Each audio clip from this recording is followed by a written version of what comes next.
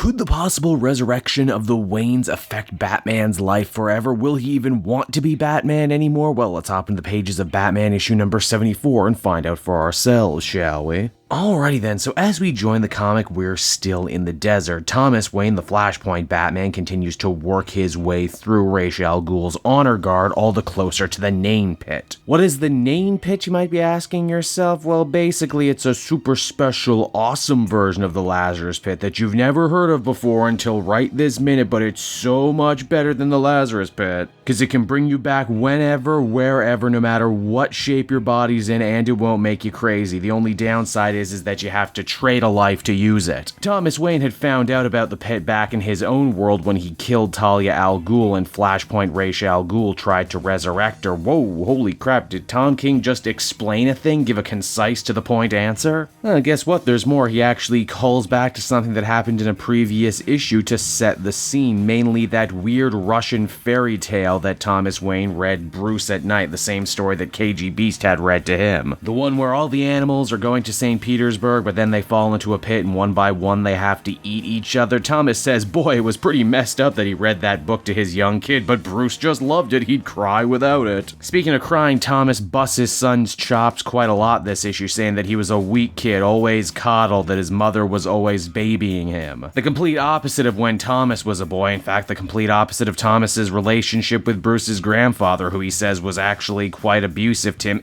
You know what? I'd like to say that this doesn't gel with other canon, but truth be told, there's very little written about Bruce's grandparents, so I'll allow it. But yeah, back to that weird dark fairy tale and why Bruce loved it so much. Thomas figures that, maybe he was addicted to the darkness, that he secretly liked it, and that's why he can't ever seem to give up being Batman. And that the only way Thomas could ever stop Bruce from being Batman was to practice his own weird kind of tough love by escaping his universe and joining one of his evilest foes to try and bring him to his absolute most rock bottom. Yeah, Tommy, you really didn't do your research on your son, did you, if you think this is his rock bottom? What about when Jason Todd died? What about when his son died? What about when Barbara Gordon was crippled or Sarah Essen was killed? If you think this is Batman's absolute rock bottom, getting beaten up by Bane and getting tricked into thinking he was crazy, then I got a news flash for you. He can sink way lower. It's also around here Batman decides to answer his father's question, too, about why he loved that dark, menacing Russian fairy tale. The answer is he wanted it to be read to him over and over again, not because he enjoyed it, quite the opposite. He hated it, but in his own weird, childish way, he hoped every time he read it, the ending might be different. He envisioned better endings. Because, well, that's just Batman in a nutshell, isn't it? He keeps throwing himself into the darkest pits of humanity over and over again in hopes that it might end up better for somebody, if not him. It's also at this point, too, before Flashpoint Batman can finish off his ritual, that Bruce is overcome with, get this, an actual rush of sanity, something that doesn't happen very much in this book. You see, Batman figures, hey, I think my Flashpoint dad is friggin' crazy. He's certainly a murderer, and maybe I shouldn't go along with what he wants. Jeez, took you long enough, world's greatest detective, but better late than never, I suppose. Batman's also stopped his father from resurrecting his mother because, and get this, he moved the body and reburied it in the desert. How the hell could he possibly have done that when he literally hasn't left his father's side this whole time, when he didn't have a shovel? I have no problem buying Batman as the ultimate master of stealth, super genius, chemist, inventor, kung fu master, but for some reason I have a hard time swallowing him also being a master silent hole digger.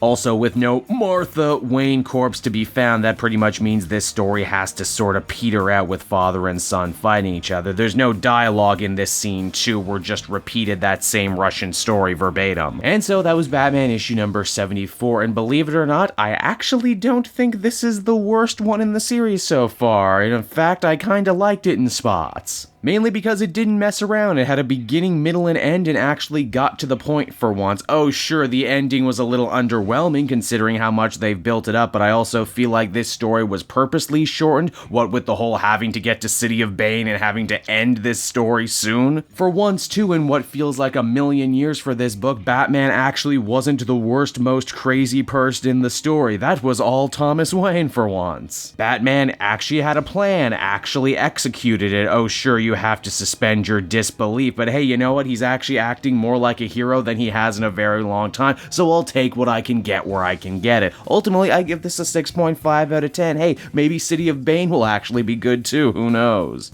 Hey there everyone, Cape Joel again. Thank you so much for watching to the end of the video. I hope you enjoyed it, and if you did, why not take a look at some of these other videos I have available from the channel. Then you can follow me on Twitter and Facebook at Cape Joel, so you're always up to speed on what I'm doing next. And hey, if you're feeling in a charitable mood, why not check out my Patreon page. Patrons get exclusive access to videos and content before anyone else, and you can do so for as little as $1 a month. So, until next time everyone, this has been Cape Joel, and I will be continuing to make more comic book videos that smack of greatness. Bye-bye.